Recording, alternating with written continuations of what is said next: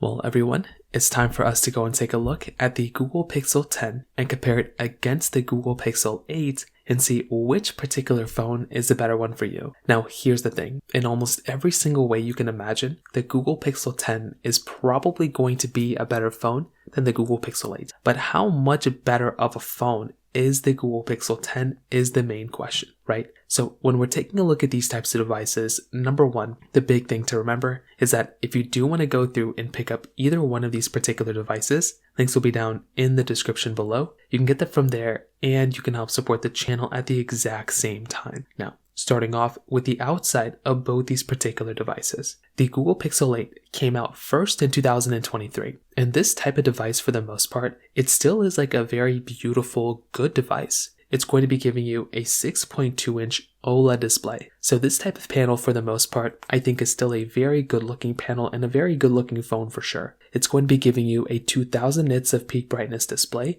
which back in 2023, I'm not going to lie, was actually like a pretty bright display. It still is like a pretty good comparable type of display in a lot of ways, which is actually pretty surprising. But when you do take a look at a phone like this, the main thing I can definitely tell you is that when you are kind of thinking about something like a Google Pixel 8, this type of panel still looks pretty good. 120 Hertz is still very nice to have. And I would still argue that getting a panel like this for the most part still has its pros and cons, but mostly it's pros, and there's not really that much to hate on here. It still is a very good phone and very thin bezels around it for sure. With something like the Google Pixel 10 on the other hand, this one's going to be slightly different. So we have to remember that number one, the Google Pixel 10 is going to be giving us a little bit, I would say, of like a nicer type of layout in some ways. Like that type of phone is going to be giving us a 6.3-inch OLED display. So this one is going to be a little bit nicer from that perspective as well. But one of the big things to keep in mind here too within a panel like this is that with something like a Google Pixel 10, that type of device is going to be giving you a brighter panel, 3000 nits of peak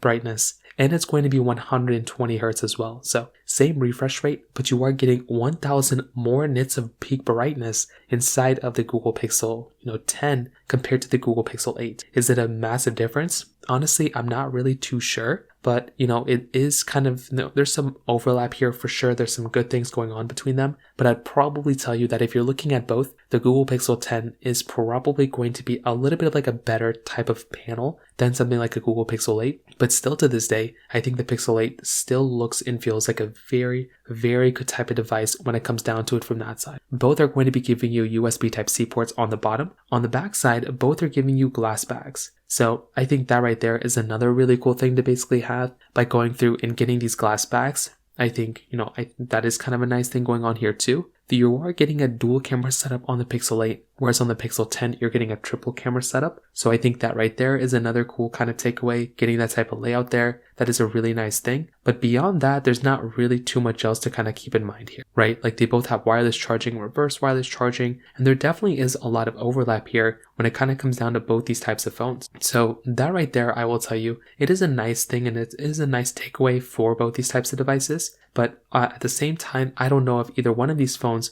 would be like the first phones I'd recommend picking up, right? At least, when it comes down to the Pro models and those ones, they're not the best ones, but they're still very good looking phones when it comes down to it. Another really important thing to keep in mind here though is the price tag. If you're going to go and take a look at the price tag of these types of devices, you also have to remember that with something like a Google Pixel 10, that type of device is going to be basically $800 right now. Whereas with something like a Google Pixel 8, this one is going to be significantly cheaper. It's going to be like $200 something right now. So that right there is also a very big takeaway. If you are wanting the phone that is going to be cheaper, well, you could look at something like a Google Pixel 8 as being a way better value per dollar in almost every single perspective. So that right there is also another really big thing to keep in mind there as well. When it comes down to their cameras, the Pixel 8 is going to be giving you a dual camera setup. The Pixel 10 is going to be giving you a triple camera setup. So the megapixels are kind of all over the place, but keep in mind, you do basically get 4K at 60 on the front and the back of both these particular devices. So that is always a nice thing to basically have here. Getting 4K at 60 is a really nice takeaway here, and you are essentially going to be getting that within both these types of phones.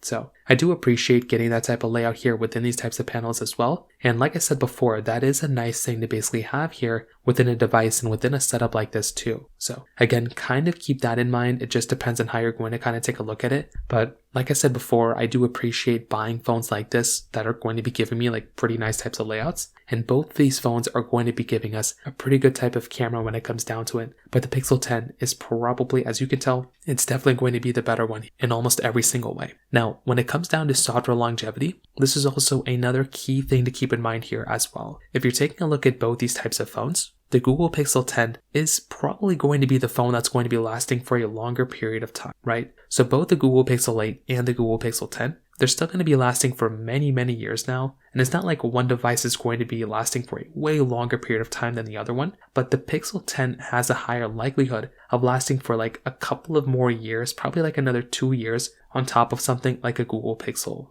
8. So if you're trying to get the one that's going to be lasting for a longer period of time, then the Google Pixel 8 is probably going to be the one that's going to last a shorter amount of time. But if that's a big deal to you, then you can always go through and buy something like a Pixel 10 in this particular situation and get a much longer lasting phone from that particular side as well. So that right there, I think, is another really big thing to keep in mind there. Again, it's not necessarily the biggest deal in the world, but again, if you are trying to go through and pick up a device from that caliber, then that is going to be another one of those small little things to keep in mind there as well. So from that side too, that kind of covers it up there as well. Now, on top of those things, another really big thing to keep in mind here as well when you're taking a look at these types of devices is that these types of phones, for the most part, they're still going to be able to go through and give you a good, fast type of phone in some way, right? The Pixel 8 is going to be giving you the Tensor G3 chipset inside with 8 gigabytes of RAM, where the Pixel 10 is going to be giving you the Tensor G5 chipset inside with 12 gigabytes of RAM. So if you are wanting the phone that is going to be the faster overall performing type of device, then something like the Google Pixel 10 is probably going to be the one that's going to make a lot more sense to go and buy. That one's going to be the faster one, it's going to perform better, and it's going to be the one that's going to probably look the best in terms of the performance value. But I've always felt like compared the Tensor chipsets compared to like the Snapdragon chipsets, the Tensor ones, they do great, they do good, but I feel like the Snapdragon ones are still better. And I feel like that's just kind of what ends up happening when you're going through and buying these types of devices. So again, take it as you will, but I do think that right there is another really big thing to keep in mind here for the most part as well. So to kind of sum up this whole entire video, what I definitely will tell you is that these types of devices, for the most part, they do give you a pretty good type of experience, right? They still give you really good type of layout. The Pixel 10 and the Pixel 8 are both very, very good devices. These things are going to be giving you a very good type of layout, and I genuinely do think like it doesn't really get like that much crazier better than these types of devices. But with that being said, I do think a really important thing to kind of keep in mind here is that if you are going to go through and pick up these types of phones, the Pixel 10 is probably going to be the faster, better one. But even to that point, you have to remember that with something like a Google Pixel 8, this one is going to be a better value per dollar. And if you're trying to get the phone that is going to be cheaper but still give you like a pretty good type of experience, I think the Pixel 10 still has some advantages there. But, it just kind of depends on how you're going to kind of take a look at it, in my personal opinion. So from that side, that kind of covers it up there. If you have any other thoughts or questions, please let me know in the comment section below. Hit the like button, that would mean so much, but definitely hit that subscribe button. More importantly than everything else, I love every single one of you guys. Hopefully I'll catch you guys in the next video. Peace out till then.